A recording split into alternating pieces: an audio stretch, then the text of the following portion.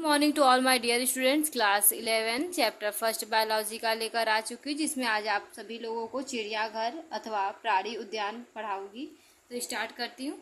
चिड़ियाघर में सभी जंतुओं को उनके प्राकृतिक आवास जैसी परिस्थितियों में रखने का प्रयास किया जाता है। जितने भी चिड़ियाघर होती हैं और उसमें जितने भी जंतुएं रखे जाते हैं, उन जंतुओं को ऐसा क्लाइमेट दिया जाता है कि उनको ऐसा फील हो कि वो क्या है, प्राकृतिक आवास में है। ठीक है, इन्हें चिड़ियाघर के नाम से जाना जाता है। ऐसा जो भी प्लेस होता है उसे क्या कहते हैं, चिड़ियाघर कहते हैं, जहाँ पर जंतुओं का आवास, भोजन, व्यवहार संबंधी आदतों का अध्ययन प्राकृतिक वातावरण में किया जा सकता है।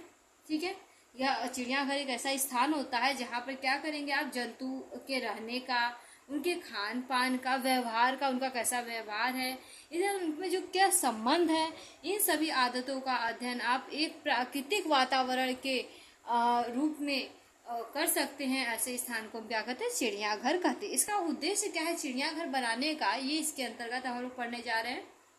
तो पहला पॉइंट पढ़ेंगे, पशु पक्षी के आचरण, व्यवहार, चाल ढाल, प्रकृति आदि का अध्ययन करना। देखिए, पशु पक्षी जो भी है उसका आचरण कैसा है, वो कैसा व्यवहार करता है, चाल ढाल में चलने का तरीका कैसा है, प्रकृति, उसकी प्रकृति कैसी है, ये सभी आदतों का हम क्या है, स्टडी कर सकते हैं।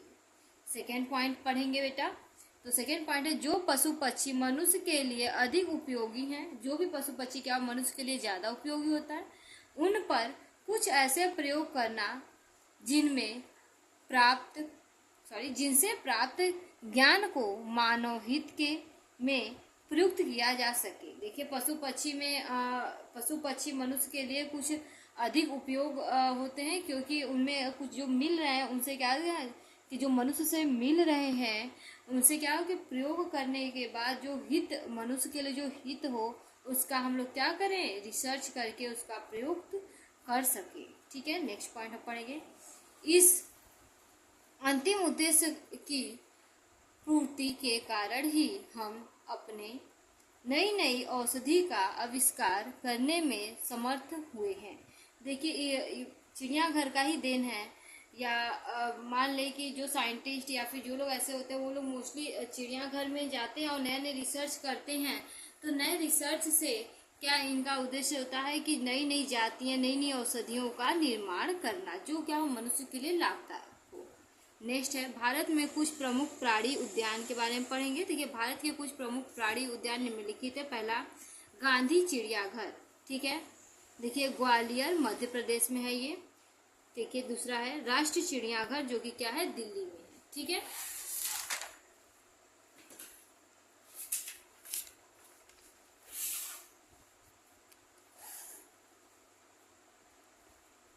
देखिए अब प्राणी उद्यान का महत्व पढ़ेंगे। सिग्निफिकेंस ऑफ जूलॉजिकल पार्क के बारे में पढ़ेंगे।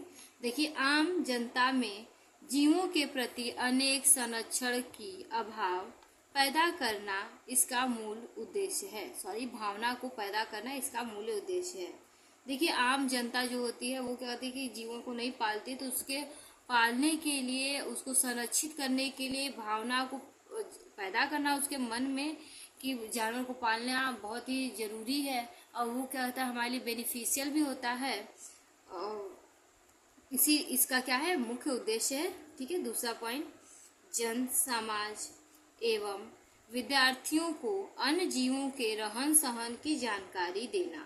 देखिए, जन समाज हो या विद्यार्थी हो, उनको देखिए जो वन्य जीव है उनके रहन सहन का क्या ना जानकारी देना भी इसका बहुत बड़ा उद्देश्य है। नेक्स्ट पॉइंट, प्राणी उद्यान पर्यटक केंद्र के रूप में विकसित करते हैं। देखिए, जो प्राणी उद्यान होता है वो वहाँ पे क्या होता है, फॉरेनर लोग या फिर पर्यटक लोग आते हैं, और पर्यटक लोग वहाँ जाते हैं, जिससे क्या होता है, अच्छा खासा इनकम होता है।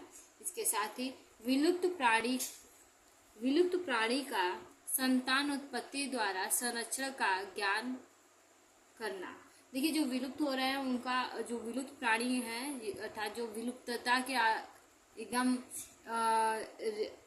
मार्ग पर है, ठीक है, तो उनका क्या ना संतानों की जो संतान उत्पन्न होने वाले हैं या हुए हैं उनको क्या संरक्षित करना और उचित वातावरण उनको देना, जिससे वो क्या हो, सर्वाइव हो, उनकी क्या हो कि जो संतान है वो भी न मरे, सब बचे रहे, विलुप्त न हो। आशा करती हूँ आप सभी को समझ में आया होगा। नेक्स्ट वीडियो आप सभी को नेक्स्ट चैप्टर में लेकर आऊँगी। तब तक के लिए थैंक यू।